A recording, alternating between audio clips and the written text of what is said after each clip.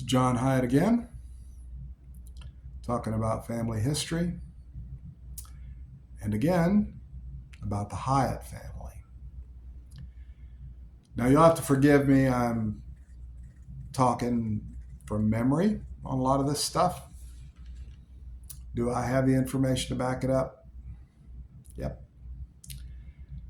But trying to produce that all into a video with fancy graphics and everything, I have found that although I kind of have ambitions to, I guess, be some kind of a film producer or something, if I wait for me to get it the way I want it to, I'm not going to get it done. So I need to go ahead and get what I know out, because we don't live forever. I will pass on all of my information about family history to somebody. I don't know who that is yet. Right now, I don't have any grandchildren. Hi, kids. I'd like to have grandchildren. I know I don't get a say in that. But if it doesn't go to my children, because I won't pass it to them if they don't have grandchildren, might go to one of my nephews. So just saying. So information about the Hyatt family. So let's go back to England and the time of legend.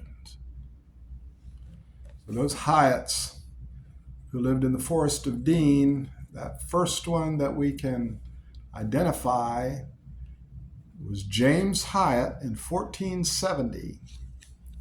And he held two titles. One was called the Warden of the Forest of Dean. That meant for all those forest laws that the king expected to be enforced, he was the guy that made it happen. So if you watch Robin Hood,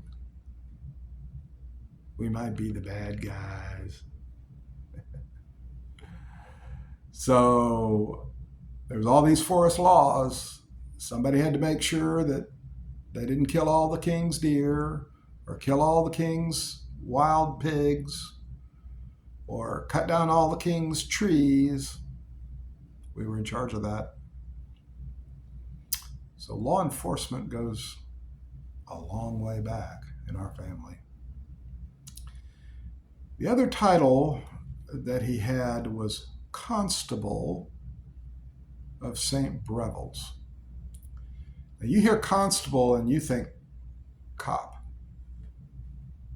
Well, it's not all that far off. But the truth is, constable in the Middle Ages simply meant a military leader. So somebody who was constable was in charge of a force of soldiers. So we were in charge of a group of soldiers. And it says of St. Breville's. Now, St. Breville's is a town. It's a village in the Forest of Dean. It still exists. There's a castle in it. That castle is called the Castle of St. Breville's. That's where we lived. Now, I joke that we didn't own it. It was a rental.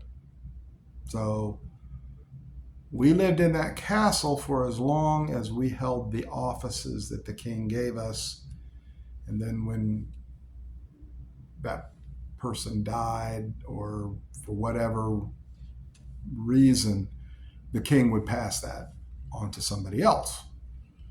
So if the person who was living in the castle was still living there and the king decided that he would give that job to somebody else, he had to move out. So we lived in that castle. I'm not sure how many years, but we lived in that castle. And within that castle was this force of soldiers. There are other titles that the Hyatt family also had not James Hyatt himself, but his brother, Robert, and there were some others in his family. One was verderer. Okay, so a verderer is in charge of basically the green stuff. Okay, so you couldn't take stuff out of the king's forest without the king's permission. Whatever kind of green stuff you might go in there to cut, you had to have permission to do that. So that was one title. Another one was forester. Foresters were specifically in charge of trees. Trees were valuable. You needed trees to build buildings. You needed trees to build ships for the Navy. Trees were important. In fact, trees were so important that the King of Spain at one time said, this is back in the Middle Ages, that if he successfully conquered England, the first thing he would do would be to burn the Forest of Dean so that England would not have timbers to build ships. So it was important for the family to protect the trees. The other one was the master of what was called the gowls. We don't use that word. We don't know what gowls are. Well, the word gravel comes from gowls. And what it means is it's a mine. Sometimes it was an open pit mine. Sometimes it was a mine with tunnels, like we're familiar with. But at any rate, it was people digging minerals, especially iron and coal, out of the ground for the use of the king. We were in charge of that. One more office. We had somebody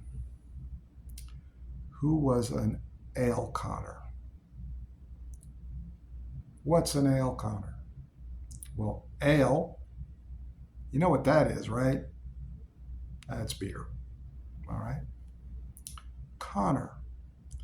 Conner is related to the word ken or know. It means knowledge.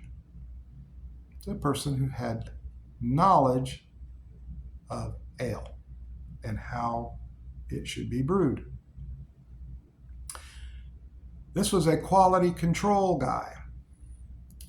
The idea was, if the king came to visit his castle, and he did, so King Edward and King John both came and visited the castle of St. Breville's and hunted from the castle.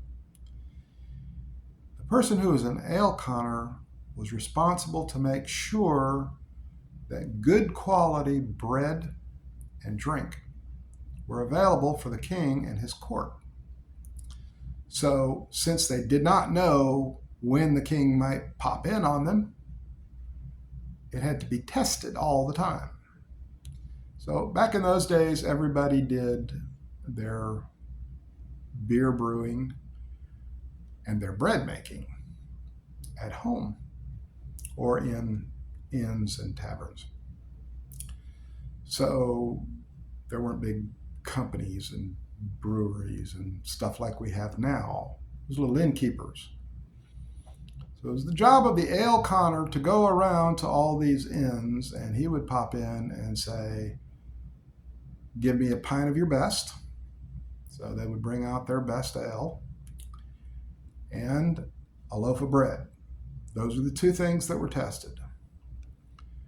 They tested the bread, and it had to be of a specific weight. The reason is, if the bread was too light, it didn't have enough substance to it. Basically, they were trying to keep you from cheating by making a loaf that was hollow or had too much air in it, or you were not allowed to mix, stuff that wasn't supposed to go in there, like adding chalk or sawdust to flour. You had to make sure that the bread was good bread and that it was the weight that was prescribed for a loaf of bread. And you had to test the ale. They had a funny way of testing ale. To test ale, they didn't just drink it. They carried around a little stool with them, a little three-legged stool. And they wore a pair of leather breeches, pants. What they would do is they would take the stool and they would pour a little puddle of the ale in it. And then they would sit down on it in their leather pants. Meanwhile, they would drink the remainder of the ale, make sure that it tasted okay and all that. But at the end, after they finished their ale, they would stand up. Now, the test was you should be able to stand up and not stick to the seat. They were testing for sugar content. So if somebody was selling ale too green, the sugar in the ale had not converted to alcohol, and it would be sticky. And so when you would stand up, the stool would stick to your bottom. That guy would get a fine. So, funny little thing. We did that. I'll tell you more next time.